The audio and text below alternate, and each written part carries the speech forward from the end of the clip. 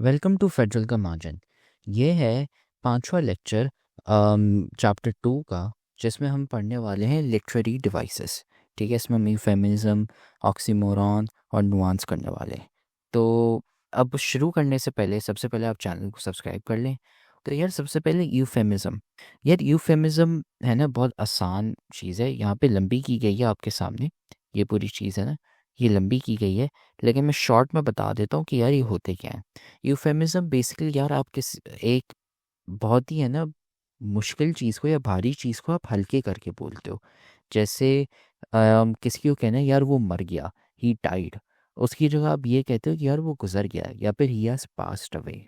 ठीक है, वो मर गया नहीं बोला आपने बोला यार वो गुजर गया है या फिर ही पास्ड अवे। ठीक है, तो यार पास्ड अवे है ना, थोड़ा सा ज़्यादा फॉर्मल लगता है और ज़्यादा मतलब लाइट है, बहुत इनअप्रोप्रिएट और हार्श नहीं है। जैसे फॉर एग्जांपल कचरा उठाने वाला, ठीक है, उसको इंग्लिश में आप गार्बेज कलेक्टर भी कह सकते हो, लेकिन यार वो अच्छा नहीं लगता। आप कचरे वाले को ऐसे गार्बेज कलेक्टर बोलो, तो उसकी जगह अब हम उसको कहते हैं सैनिटेशन इंजीनियर। ठीक है, वही मतलब है, लेकिन यार वो सुनने में इतना बुरा नहीं लगता। तो ये बस होता है यूफेमिज्म। ठीक है, और फिर होता है ऑक्सीमोरॉन। ऑक्सीमोरॉन में होता है कि यार आप है ना, दो अल्फाज जो बिल्कुल ही मतलब अलग उल्टे मायने वाले होते हैं, उनको आप कंबाइन कर देते हो, तो उससे ना फिर एक फ्रेज बन जाता है। जैसे फॉर एग्जांपल अलोन टुगेदर। यार आप खाली अलोन और टुगेदर मतलब आप अकेले भी हो, लेकिन अकेले में होके भी आप साथ हो, अगर आपको ये समझ आया। या फिर एक और आसान एग्जांपल ले लेते हैं। जैसे फॉर एग्जांपल हम ले लेते हैं क्लियरली कंफ्यूज्ड। ठीक है, क्लियरली कंफ्यूज्ड।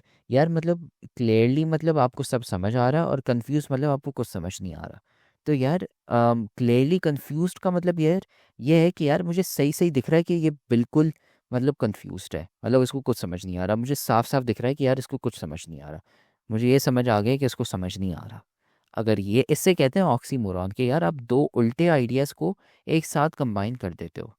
तो अलोन टुगेदर का मतलब ये है कि आप लोग भले अकेले ही हो लेकिन साथ में हो। ठीक है, उसके अलावा आपने सुना होगा वर्चुअल रियलिटी वीआर, जैसा आईफोन का भी निकला है, एप्पल का एक निकला है वर्चुअल रियलिटी। यार वर्चुअल का मतलब जो असली नहीं है, और रियलिटी का मतलब असली। लेकिन वर्चुअल रियलिटी आप मिला के आप एक नकली दुनिया बना रहे हो अपने फ़ोन में, जिससे जो असली लग रही हो। ठीक है, वर्चुअल रियलिटी भी होता है। तो ऐसे बहुत सारे होते हैं। Definitely may be, definitely may be, यार डेफिनेटली का मतलब कि गारंटीड, लेकिन मे बी का मतलब शायद। अब यार दोनों एक साथ तो नहीं हो सकते, लेकिन फिर भी इनको कंबाइन किया गया है। तो ऐसे बहुत सारे एग्जाम्पल्स हैं, लेकिन ऑक्सीमोरॉन में शॉर्ट में ये कि यार दो अल्फाज जो बिल्कुल अलग आइडियाज़ के हों, उनको एक साथ है ना मिला दिया जाए। ठीक है, तो ये ऑक्सीमोरॉन होता है। तो अब हम आते हैं एक्सरसाइज पे। और सबसे इम्पोर्टेंट बात, हमने इस चैप्टर के ग्रैंड टेस्ट का जो प्रैक्टिस टेस्ट है उसका लिंक हमने डिस्क्रिप्शन में डाल दिया है।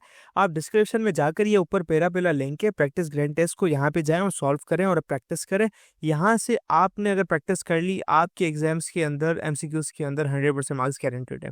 उसके अलावा अगर आपको हमारे फ्री नोट्स चाहिए, lecture, guest papers, model papers चाहिए, तो इस पहली वाली लिंक पे क्लिक करके आप हमारे चैनल को ज्वाइन हो जाए, और दूसरी वाली लिंक को क्लिक करके आप हमारा व्हाट्सएप ग्रुप है इंपॉर्टेंट प्रीमियम, उसको ज्वाइन हो जाएं। ठीक है, अगर आपको ट्यूशंस वगैरह के अंदर एनरोल होना है, कोई डाउट है, तो ये हमारा व्हाट्सएप नंबर है, इस पर क्लिक करेंगे आप डायरेक्ट व्हाट्सएप पे चले जाएंगे, और तमाम बुक्स के पीडीएफ इस वाले यहाँ पर आखिरी वाले आपके पास गिवन है। आप यहाँ से कोई भी बुक उठा सकते हैं, आपकी जो मर्जी चाहे, सारी की सारी क्लासेस का। इसके साथ साथ आपसे रिक्वेस्ट है, आप चैनल को सब्सक्राइब और वीडियो को लाइक भी करते हैं। लोगों ने आपके लिए एक पेज निकाल दी है हमारी, जिसके अंदर आपको इंग्लिश की पूरी तैयारी करवाई जाएगी, और इंग्लिश की लाइव ऑनलाइन क्लासेस जूम पर दी जाएंगी। आपको पूरी बुक कवर करवाई जाएगी, और आपको एग्जाम के हिसाब से भी प्रिपेयर किया जाएगा। चैप्टर टेस्ट होंगे, आपकी वीकली टेस्ट लिया जाएगा, और सबसे इंपॉर्टेंट चीज़ आपके एग्जाम राइटिंग मेथड सेशंस दिए जाएंगे कि भाई एग्जामिनर को क्या चीज़ चाहिए, एग्जाम के पेपर के अंदर लिखते ही कैसे हैं। और सबसे इंपॉर्टेंट हमारे guess paper, target paper, model paper जो हम देते हैं ना आपको, गेस पेपर, उससे 60 to 70% तो आपका पेपर लग ही जाता है, तो आपकी 70% तो तैयारी हो गई। और अल्हम्दुलिल्लाह अल्हम्दुलिल्लाह, अल्लाह के शुक्र से हमारे बच्चों के 85 से 90% से अबव आ ही जाते हैं बिल्कुल आसानी से, जो इस चीज़ को फ़ॉलो करते हैं। और इसकी फ़ी पता है पूरे साल की एक सब्जेक्ट की कितनी है? सिर्फ़ और सिर्फ़ 3000 रुपए आप लोगों के लिए। पहले पिछले साल 12,000 थी, उससे बड़ी भी थी, लेकिन अभी आप लोगों के लिए हमने कर दिए सिर्फ़ और सिर्फ़ 3000 रुपए, और जिससे आप लोग ईज़िली ले पाएँ पूरे साल। 1 ईयर के लिए हर चीज़ दी जाएगी, और आपको जो लाइव क्लासेस ली जाएँगी, आपको ज़ूम पर दी जाएँगी, ठीक है, हमारे ट्यूशन में, और उसकी रिकॉर्डिंग्स भी आपको दी जाएँगी।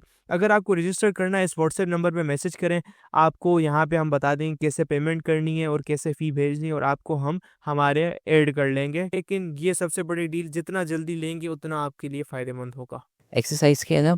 अच्छा, अब यहाँ पे थोड़ा सा प्रिंटिंग एरर है, लेकिन एक्सरसाइज करने से पहले हम पहले सबसे देखें नुआंस क्या होता है। यार नुआंस में ये होता है कि यार आपके पास दो अल्फाज दिए हुए हैं जो सिनोनिम्स हों। सिनोनिम्स बेसिकली होते हैं कि यार उनकी जो डेनोटेशंस होती हैं, जो डेनोटेटिव मीनिंग्स होती हैं, वो ऑलमोस्ट सेम होती हैं या सेम ही होती है, लेकिन कॉन्नोटेशंस थोड़े से अलग होते हैं। थोड़ी सी है ना फ़र्क उसमें होता है। तो डिटेल में ना अभी हम वो पढ़ने वाले हैं, कैसे हम एक्सरसाइज करके। तो अब हम एक्सरसाइज शुरू करते हैं। यार एक्सरसाइज में ये है कि सबसे पहले ये कह रहा है कि जो अल्फाज यहाँ पे दिए हुए हैं, फ्यूरियस एंड एनरेज्ड और स्लिम एंड स्लेंडर और ऐसे और हैं, इनकी डेफिनेशन सबसे पहले आप समझाएं कि इनका मतलब क्या है, डेफिनेशंस क्या है। फिर उसके बाद आपको है ना फिर सेंटेंस लिखने हैं उन दोनों के। तो टाइम बचाने के लिए मैंने ऑलरेडी लिखे हुए हैं ये सेंटेंसेस और डेफिनेशंस। अब होगा ये कि मैं आपको समझाऊंगा कि क्या क्या है। तो सबसे पहला आता है फ्यूरियस एंड एनरेज्ड, ठीक है। अब फ्यूरियस का मतलब क्या है और एनरेज का मतलब क्या है? दोनों का मतलब वही है, गुस्सा वाला है। लेकिन अब एग्जैक्ट क्या है मैं बताता हूँ कॉनोटेशन के हिसाब से। फ्यूरियस का मतलब ये है, furious often implies intense anger that might be expressed loudly or aggressively, but it can also include a sense of frustration, while enraged suggests a more extreme, often uncontrollable anger where the person might act violently or irrationally.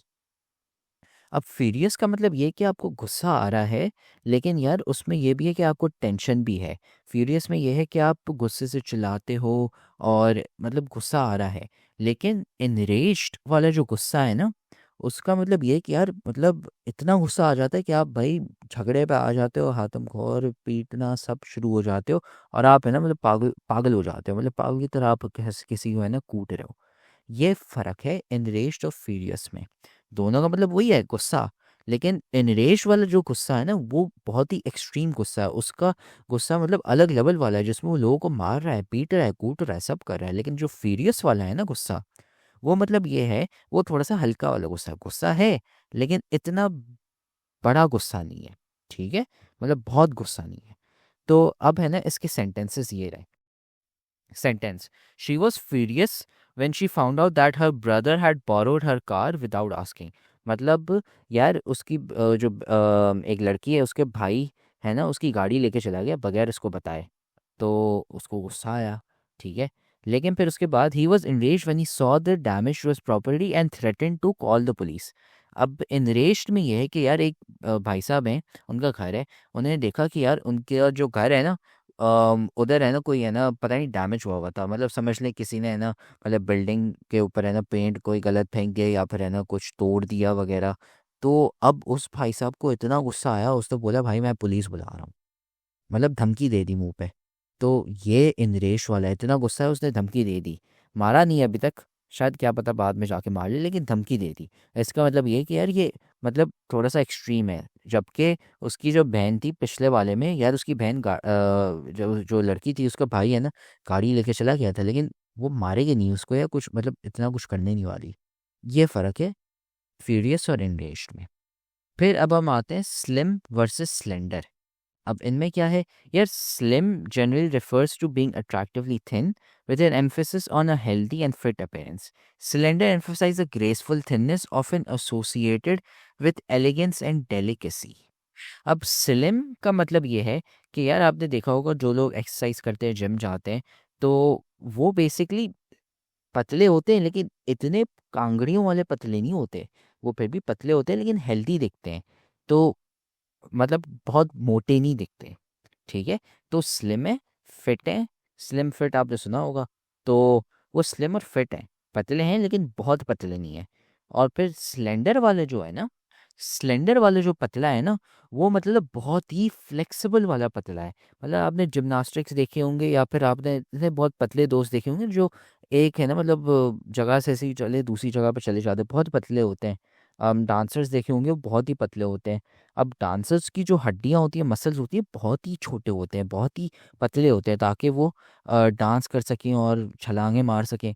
लेकिन slim वाला जो पतला है ना, वो healthy वाला पतला पतला है, मतलब मोटा नहीं है, मसल है, सब है, लेकिन इतने पतले नहीं है कि मतलब उसको आप कांगड़ी बोलें। ठीक है, तो ये स्लिम और स्लेंडर में फ़र्क है। फिर अब है ना सेंटेंस पढ़ते हैं। She maintained a slim figure through regular exercise and a balance diet. और slender, the dancer slender body moved gracefully across the stage. मैं आपको कुछ इमेज भी दिखा देता हूँ। राइट साइड पे ये स्लिम है, और लेफ्ट साइड पे यहाँ पे ये भाई साहब स्लेंडर हैं। पहले स्लेंडर होते थे, मतलब देख रहे हैं हड्डियाँ कुछ नहीं है, लेकिन यहाँ पे अब स्लिम है, पतले हैं, मोटे नहीं है। ठीक है, पतले हैं, स्लिम है, हेल्दी फिट है। और साथ में ये भी, इस पे भी लेफ्ट साइड पे स्लेंडर, राइट साइड पे स्लिम। मैंने आपको है ना पिक्चर्स भी दिखा दी हैं स्लिम और स्लेंडर का फ़र्क दिखाने के लिए। दोनों पतले होते हैं, मोटे नहीं होते, लेकिन फ़र्क है। और वो फ़र्क क्या है वो मैंने अभी आपको दिखाया। फिर आता है polite versus courteous. Polite means showing good manners and respect in social interactions. Courteous implies a deeper level of respect and consideration for others, often showing more refined manners. यार polite का मतलब ये है कि आप है ना अच्छे मैनर्ड हो और आप इज्जत करते हो लोगों की, और मतलब आप बदतमीज़ी नहीं करते। ठीक है, पोलाइट और courteous से यार डेनोटेशन ये निकलती है कि आप बदतमीज़ी नहीं करते, आप अच्छे इंसान हो, आप इज्जत से बात करते हो, ये सब। पोलाइट में ये है कि आप गुड मैनर्स और रिस्पेक्ट, मतलब आप इज्जत करते हो लोगों की और अच्छे मैनर्स दिखाते हो। ठीक है, प्रॉपरली तरबियत है आपकी, ये सब। अब जो कर्टियस है ना, कर्टियस में यार जो रिस्पेक्ट और मैनर्स है ना, वो अलग ही लेवल के हैं।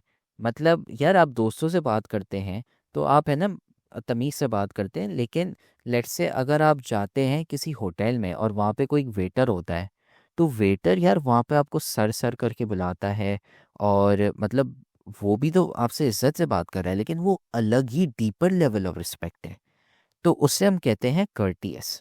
ठीक है, एक नॉर्मली जैसे मैं आपसे बात कर रहा हूँ, मैं गुड मैनर्स और रिस्पेक्ट से बात कर रहा हूँ, लेकिन अगर आप किसी होटल में जाएंगे या फिर किसी ड्राइवर से बात करेंगे, उस वो जिस तरीके से बात करेगा वो अलग ही बिल्कुल होगा। वो सर करके बुलाएगा, वो भी बहुत पोलाइटली बात करेगा, लेकिन वो ज़्यादा डीपर होगा।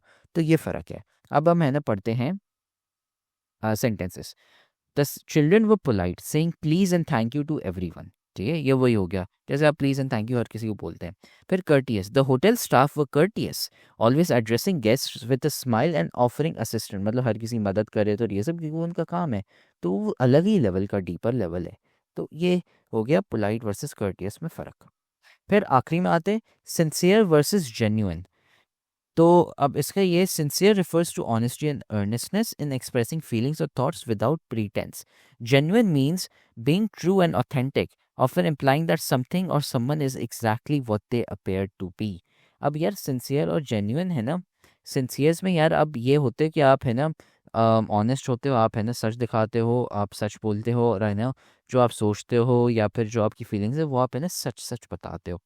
और जेन्युइन जो है ना, जेन्युइन वो एग्जैक्ट सेम टू सेम है। मतलब जेन्युइन में आप थोड़ा सा भी ऊपर नीचे नहीं हो सकते। सिंसेयर में आप फिर भी थोड़ा सा ऊपर नीचे हो सकते हो, मतलब आप सच है सच बोल रहे हो, लेकिन आप झूठ नहीं बोल रहे।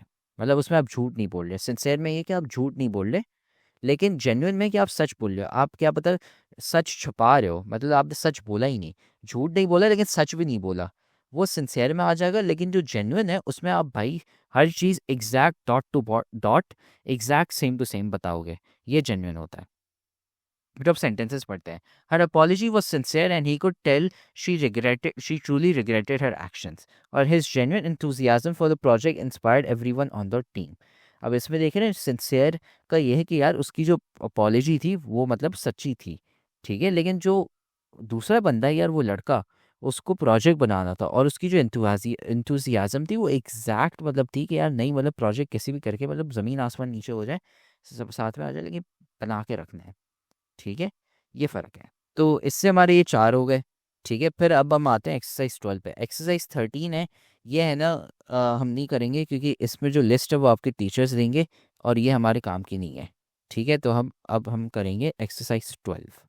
एक्सरसाइज 12 में creating figures of speech, create original sentences using various figures of speech, example, simile, metaphor, personification to describe the given objects or concepts.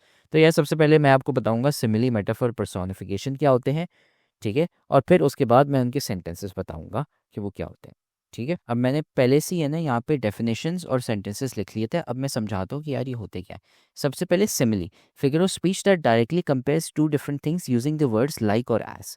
अब सिमिली सबसे आसान है, ठीक है, उसमें ये हो रहा है कि यार आप दो चीज़ें हैं उनको कंपेयर कर रहे हैं, ठीक है, और उसमें आप कंपैरिजन के वक्त लाइक और एज यूज़ करते हैं।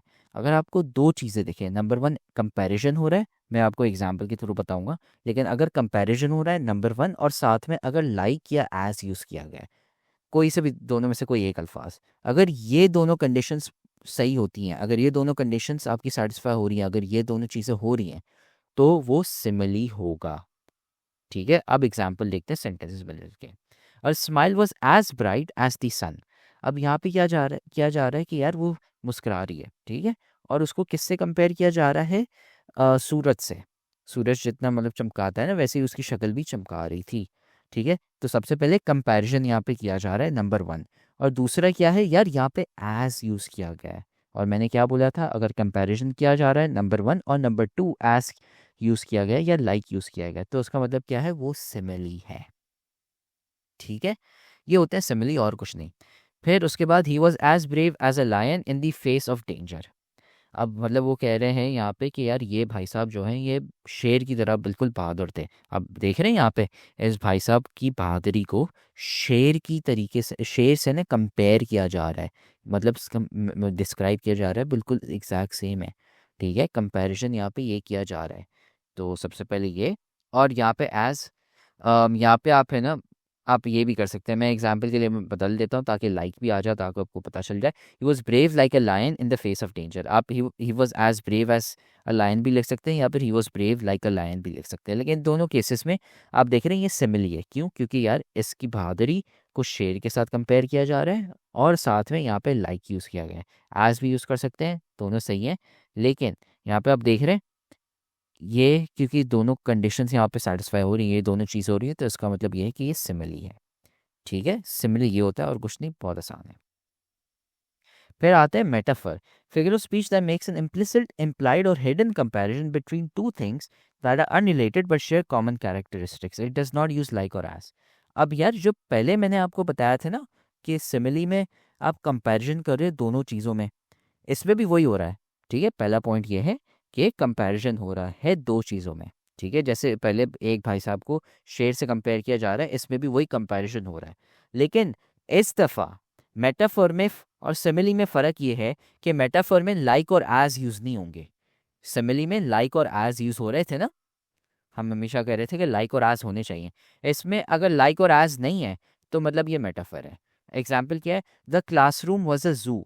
यार आपकी क्लासरूम को जू से, ठीक है, कंपेयर किया जा रहा है, लेकिन यहाँ पे ना लाइक यूज़ किया गया या ना एज यूज़ किया गया। आप यहाँ पे लिख सकते हैं, मैं अभी बता देता हूँ, द क्लासरूम लुक्ड लाइक अ जू।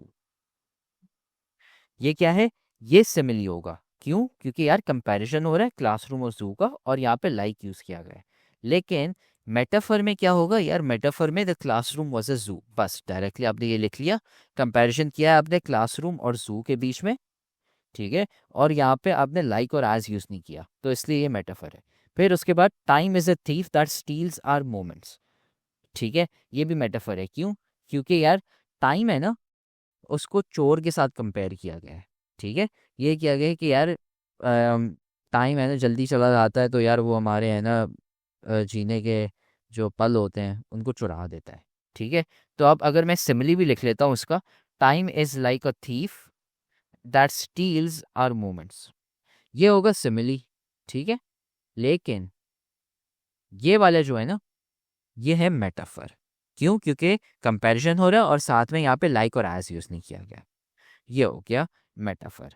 फिर उसके बाद आते हैं पर्सोनिफिकेशन, आखिरी वाला, a figure of speech where human qualities are given to animals, objects or ideas. यार ये बहुत आसान है। इसमें ये है कि यार जो एक चीज़ इंसान करता है ना, जैसे इंसान बोलता है या भागता है, बहुत सारी चीज़ें इंसान करते हैं, ठीक है, वही सेम चीज़ जो इंसान करता है ना, उसको कंपेयर किया जाता है with animals, objects or ideas. ठीक है, जो चीज़ इंसान की है वो किसी एक जानवर, ऑब्जेक्ट या आइडिया को दी गई है कि वो कर रहा है। एग्जाम्पल क्या है? The wind whispered through the trees. यार हवा चल रही है तो वो आवाज़ बनाती है। तो यार एक टेस्ट डालने के लिए, ज़्यादा बेहतर करने के लिए हमने लिख लिया विंड विस्पर्ड, मतलब वो है ना आराम से हल्के से बात कर रहा है। यार हवा कभी बात नहीं कर सकती, लेकिन क्योंकि हम आइडिया देना चाह रहे हैं कि यार विंड क्योंकि बहुत तेज़ी से चल रही है, आवाज़ बना रही है, लेकिन इतनी बहुत तेज़ आवाज़ नहीं बना रही, तो उसलिए हमने वहाँ पे विस्पर्ड लिख लिया। तो ये पर्सोनिफिकेशन हो गया। क्या हो रहा है यहाँ पे? विंड क्या है? आपका नॉन ह्यूमन ऑब्जेक्ट, और विस्पर्ड क्या है? एक ह्यूमन एक्शन। तो in short, non human object compare to a human action. जो चीज़ इंसान करता है, ठीक है, उसको है ना एक नॉन इंसान के साथ है ना कंपेयर किया जा रहा है। तो इस केस में क्या है? हवा क्या चीज़ कर रही है जो नॉन ह्यूमन है? वो बात कर रही है, विस्पर कर रही है, जो इंसान करते हैं। फिर उसके बाद the flowers dance in the gentle breeze. यार आपके जो फूल होते हैं गार्डन में, बगीचे में, कहीं पे भी, तो वो हवा की वजह से ऐसे ही फूल ऐसे आगे पीछे कहीं हो रहे होते हैं, आगे पीछे ऊपर नीचे ऐसे ही लेफ्ट राइट, हवा की वजह से आगे वो घूम रहे होते हैं, थोड़ा सा हिल रहे होते हैं। तो यार उसकी जगह कहने के लिए हमने कर लिया दे डांस्ड, दे आर डांसिंग। फूल है ना नाच रहे हैं। अब यार फूल असल में नाच नहीं सकते, लेकिन हमने है ना आर्टिस्टिक स्टाइल के लिए, स्टाइल बेहतर करने के लिए हमने डांस लिख लिया वहाँ पे। इसे कहते हैं पर्सोनिफिकेशन। यार फ्लावर्स नॉन ह्यूमन ऑब्जेक्ट है, और डांस क्या है? एक ऐसा एक्शन जो ह्यूमन करता हो, एक इंसान करता हो, तो इसलिए ये पर्सोनिफिकेशन है। तो ये इससे हमारी हो गई एक्सरसाइज 12, जिसमें मैंने आपको फिगर्स ऑफ स्पीच का ये पूरा बता दिया। ठीक है, अब हम अगले लेक्चर में learning figures of speech and context पढ़ने वाले हैं। यहाँ पे एक पैसेज होगा और फिर सवाल होंगे, ये करेंगे हम अगले लेक्चर में।